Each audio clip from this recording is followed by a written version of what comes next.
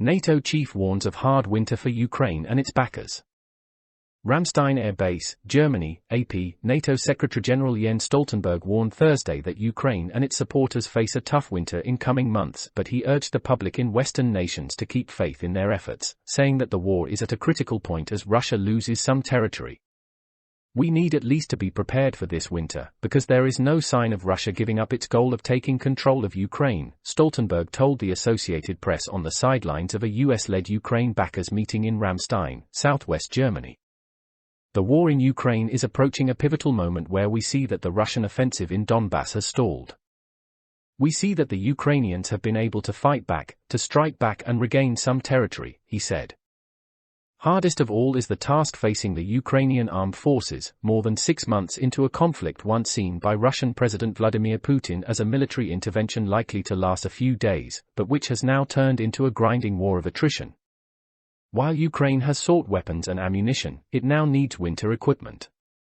During Thursday's meeting, German Defense Minister Christine Lambrecht said her country would deliver electricity-generating equipment, tents and other material. But more is needed. Winter's coming, and winter's going to be hard on the battlefield in Ukraine. We know that the size of the Ukrainian army is now roughly 3 times as big as what it was last winter, Stoltenberg said. They are in urgent need for more winter uniforms, 4 generators that create electricity, warmth, and also of course tents and other things that can help them through the winter. Stoltenberg also said that NATO is working with the defense industry to explore ways to boost arms production to better meet Ukraine's needs and replenish the arsenals of allies who have been providing all kinds of weapons and defense systems. "We saw that during the COVID crisis, the industry was able to ramp up production of vaccines, and now we need to have, to some extent, the same approach, ramp up quickly production of weapons and ammunition," he told the AP.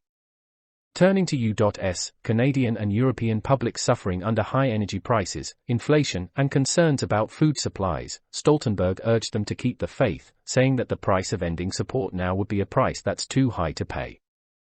"I understand that many people are frustrated and actually feel the pain in NATO countries with increasing energy prices, the cost of living. But at the same time, we have to remember that the price we pay is measured in money, in US dollars or pounds or euros, while the price that Ukrainians are paying is measured in lives lost every day," he said. "If President Putin wins in Ukraine, then the world will become more dangerous.